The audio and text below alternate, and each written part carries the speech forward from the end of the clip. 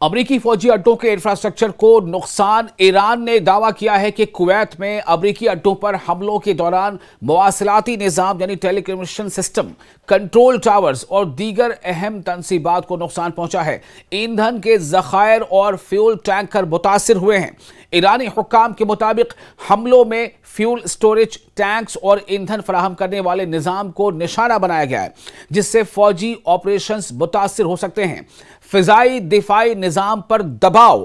ایران نے patriot air defence بیٹریوں اور strategic radar systems کو نشانہ بنانے کا بھی دعویٰ کیا ہے، جس سے دفاعی صلاحیتوں پر اثر پڑنے کا امکان ظاہر کیا گیا ہے۔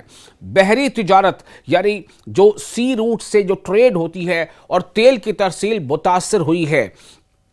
آبنائے ہرمز کے قریب یعنی اسٹریٹ آف ہرمز کے قریب کشیدگی اور مبینہ حملوں کے باعث عالمی شپنگ اور تیل کی سپلائی کے بارے میں خدشات بڑھے ہیں، جبکہ تیل کی قیمتوں میں بھی اضافہ دیکھنے میں آیا ہے۔ علاقائی سیکیورٹی صورتحال مزید خراب۔ حملوں کے بعد خلیجی ممالک میں یعنی گلف کنٹریز میں سیکیورٹی الرٹ بڑھا دیا گیا ہے۔ فضائی دفاعی نظام فعال کیے گئے ہیں یعنی ایئر ڈیفنس سسٹم کو ایکٹیو کیا گیا ہے اور پورے خطے میں فوجی کشیدگی میں اضافہ ہوا ہے۔ آپ دیکھ رہے ہیں نیوز 18 کا سوشل میڈیا پلیٹ فارم، میں ہوں وصال اعظم۔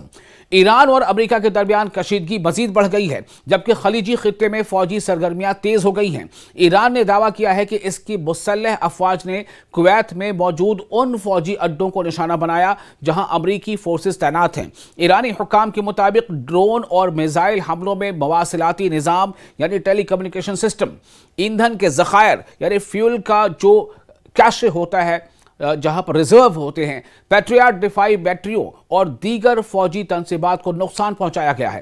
تاہم ان دعووں کی آزاد ذرائع سے مکمل تصدیق نہیں ہو سکی ہے۔ یہ ایران کے دعوے ہیں، جبکہ کویت اور امریکہ کی جانب سے بھی نقصان کی تفصیلات مل رہی ہیں ایسی، لیکن لمیٹیشن ہے، اس میں متضاد رپورٹ سامنے آ رہی ہیں۔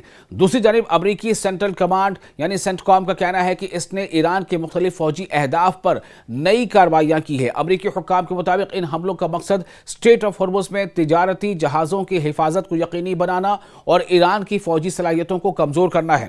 حالیہ دنوں میں امریکہ نے ایران کے میزائل، ڈرون، ریڈار اور فضائی دفاعی نظاموں سمیت متعدد فوجی اہداف کو نشانہ بنانے کا دعویٰ کیا ہے۔ امریکی صدر ڈونلڈ ٹرمپ نے بھی سخت بیانات دیتے ہوئے کہا ہے کہ امریکہ ایران پر مزید دباؤ ڈالے گا اور ضرورت پڑنے پر مزید فوجی کارروائیاں کی جائیں گی۔ اسی تناظر میں سینٹ کام نے ایران کے خلاف مسلسل تیسرے روز حملے شروع ہونے کی تصدیق کی ہے۔ ایران کا موقف ہے، ایران کا اسٹینڈ ہے کہ امریکی حملے اس کی خود مختاری، اس کی سوورینٹی کی خلاف ورزی ہیں اور تہران اپنے دفاع کا، اپنے ڈیفنس کا حق محفوظ رکھتا ہے۔ ایرانی قیادت نے خبردار کیا ہے کہ اگر امریکی کارروائیاں جاری رہیں تو اس کا جواب مزید سخت انداز میں دیا جائے گا، یعنی اور زیادہ طاقت کے ساتھ دیا جائے گا۔ ماہرین جو کہہ رہے ہیں اس کے مطابق موجودہ صورتحال مشرق وسطیٰ میں ایک بڑے علاقائی بحران کا سبب بن سکتی ہے، یعنی بڑا ریجنل سنکٹ کھڑا ہو سکتا ہے۔ کویت، بحرین اور دیگر جو گلف کنٹریز ہیں ان میں امریکی فوجی موجودگی کی وجہ سے کشیدگی کے دائرہ کار میں اور زیادہ اضافہ ہونے کا خدشہ ہے۔ اسی دوران عالمی برادری دونوں ممالک سے یعنی جو ورلڈ کمیونٹی ہے وہ دونوں دیشوں سے تحمل اور سفارتی مذاکرات کی اپیل کر رہی ہے تاکہ خطے میں جنگ کے خطرات کو کم کیا جا سکے۔